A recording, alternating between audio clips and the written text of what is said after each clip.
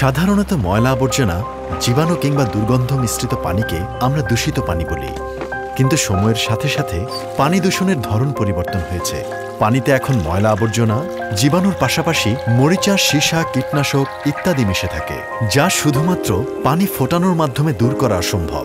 কিন্তু এ ব্যাপারে অসচেতনতার কারণে আমরা এখনও পানি ফুটিয়ে পান করছি।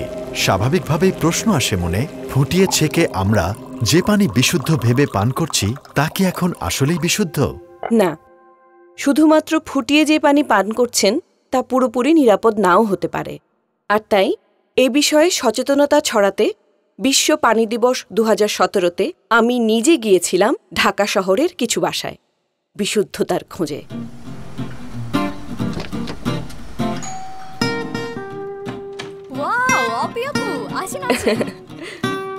আমি একটু পানি পেতে পারি প্লিজ?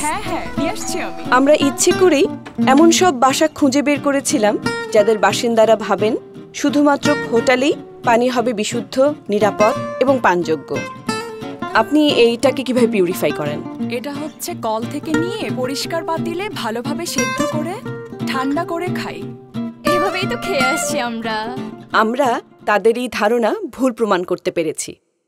কিভাবে? চলুন দেখি।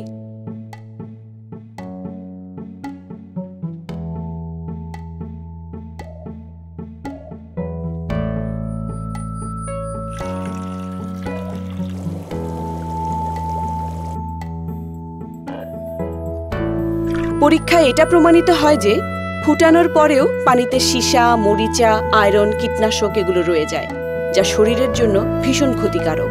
বিভিন্ন সমীক্ষায় জানা গেছে এসব দূষিত পদার্থ পানির সাথে পান করলে স্নায়ু ও রক্তে বিষক্রিয়া হতে পারে। এছাড়াও বাচ্চাদের বুদ্ধি বিকাশ এবং শ্রবণ শক্তির উপর নেতিবাচক প্রভাব পড়তে পারে। ক্ষতি হতে পারে গর্ভস্থ সন্তানেরও। আমি সত্যিই চাই ঘরে ঘরে বিশুদ্ধ পানি সম্পর্কে সচেতনতা সৃষ্টি হোক।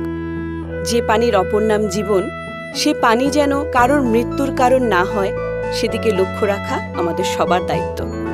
পিওরেট দেয় ফুটানো পানির থেকেও নিরাপদ পানির নিশ্চয়তা।